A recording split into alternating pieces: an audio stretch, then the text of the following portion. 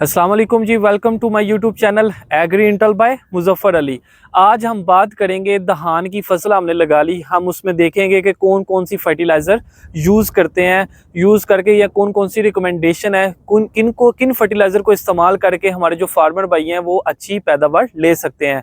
सबसे पहले तो आपको पता होगा कि फर्टिलाइज़र होती कौन कौन सी हैं। डीएपी है, नाइट्रोफास है, यूरिया है, एसओपी है, पोटाश है, या जो ऊपर जिंक सल्फर वो सारी आ जाती हैं फर्टिलाइज़र में। अगर हम बात करें मेजर लेवल पे, मतलब बड़े लेवल पे जो फर्टिलाइज़र ज़्यादा हमारे फार्मर को चाहिए होती हैं वो कौन कौन सी है। सबसे पहले तो डीएपी है, नाइट्रोफास है, यूरिया है, एसओपी है। अगर हम इनकी बात करते हैं, सबसे पहले हम बात करते हैं शॉर्ट ड्यूरेशन वैरायटीज़ में। उनमें हमारी जो रिकमेंडेशन है या हमारे जो एग्रीकल्चर ऑफिसर हैं वो कितनी रिकमेंड करते हैं कि फर्टिलाइज़र हम डालेंगे तो हमें अच्छी यील्ड मिलेगी। शॉर्ट ड्यूरेशन वैरायटीज़ में आती कौन कौन सी है। सबसे पहले तो आपके पास 1509 आ जाएगी, उसके बाद 1847 आ जाएगी, 1692 वैसे तो कोई लगा नहीं रहा, लेकिन अगर कोई लगा रहा है तो 1692 भी शॉर्ट ड्यूरेशन में आती है। 86 है, C9 है। इसकी जो रिकमेंडेशन है, सबसे पहले आपने 2 बैग जो है वो नाइट्रोफास के यूज़ करने हैं 10 दिन बाद। मतलब आपने पैडी जो है ट्रांसप्लांट कर दी है फील्ड में, उसके 10 दिन बाद आपने 2 बैग जो है ना आपने उसमें फील्ड में डाल देने हैं नाइट्रोफास के। उसके साथ अगर आप एसओपी की आधी बोरी मतलब 25 किलो जो है ना वो अगर आप डाल दें तो क्या ही बात है, क्या ही रिजल्ट्स होंगे। 25 किलो एसओपी और 2 बैग नाइट्रोफास जो है ना वो आप उसमें ऐड करेंगे। उसके बाद 20 दिन बाद जो है ना, इसके ऐड करने के 20 दिन बाद जो है आप 1 बैग यूरिया जो है ना वो ऐड करेंगे शॉर्ट ड्यूरेशन के लिए। उसके बाद 30 दिन बाद फिर दूसरी बोरी जो यूरिया की वो भी आप ऐड कर देंगे। अगर शॉर्ट ड्यूरेशन की हम बात करें तो उसमें 45 से 50 दिन पे जाके आप जो है ना उसमें सोलुबल पोटाश जो है वो उसकी स्प्रे करते हैं। स्प्रे करने से ये होता है कि आपका जो फल शल जो आप पैदावार लेना चाह रहे हैं उसमें पैदावार में इजाफा हो जाता है। अगर हम बात करते हैं लॉन्ग ड्यूरेशन, मतलब आप बात कर रहे हैं सुपर की, आप बात कर रहे हैं 11-21 की या 17-18 की, तो ये कह लें कि थोड़े ज़्यादा दिनों की फसल होती है तो उनको जो डोज है वो भी उसकी सेपरेट है, मतलब उनका अलहदा से एक हिसाब है।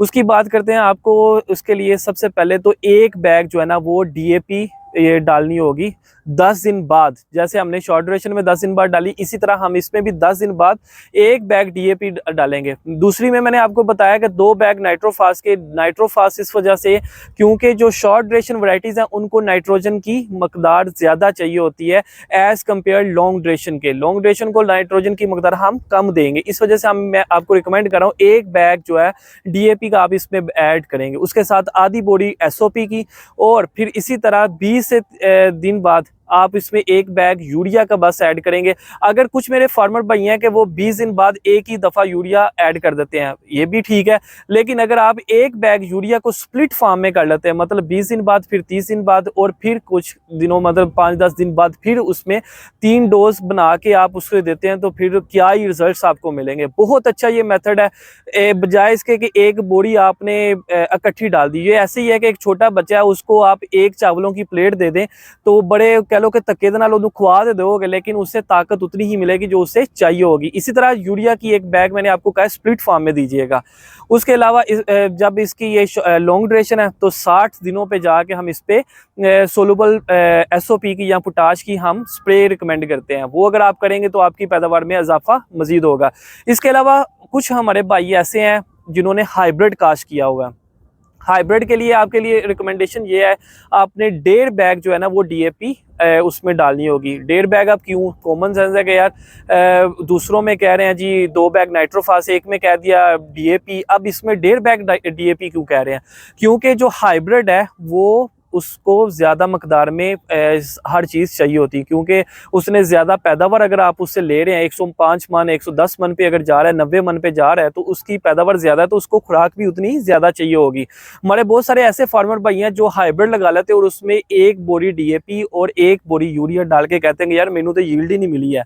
तो वो खुदारा ऐसा नहीं करें। अगर आप हाइब्रिड लगा रहे हैं तो उसको उतनी डोज भी दें जितनी उसकी बनती है। इसमें 1.5 बोरी डीएपी आएगी, 1 बोरी पूरी जो है ना एसओपी की आएगी, बाकियों में हाफ मैं कह रहा था 25 kg, इसमें 50 kg जो है एसओपी आप डालेंगे। उसके बाद 20 दिन बाद आप ऐड करेंगे उसमें 1 बोरी यूरिया, फिर 30 दिन बाद आप 1 बोरी ऐड करेंगे यूरिया की। तो इस तरह से जाके आप इसमें सोलुबल पोटाश की स्प्रे भी करेंगे, उससे भी आपकी यील्ड में फ़र्क पड़ेगा। तो ये थी हमारी फर्टिलाइज़र का प्लान, मतलब हम किस किस मकदार में और कब कब हम फर्टिलाइज़र ऐड करें। तो अगर आप इन सारी रिकमेंडेशन पे अमल करते हैं तो इंशाल्लाह आपको अच्छी पैदावार ज़रूर मिलेगी। वीडियो अच्छी लगी हो लाइक कीजिएगा, कमेंट कीजिएगा, सब्सक्राइब करना ना भूलिएगा। इंशाल्लाह मिलते हैं अपनी नेक्स्ट इन्फॉर्मेटिव वीडियो में। अल्लाह आपका हामी नासिर हो। अल्लाह हाफिज़।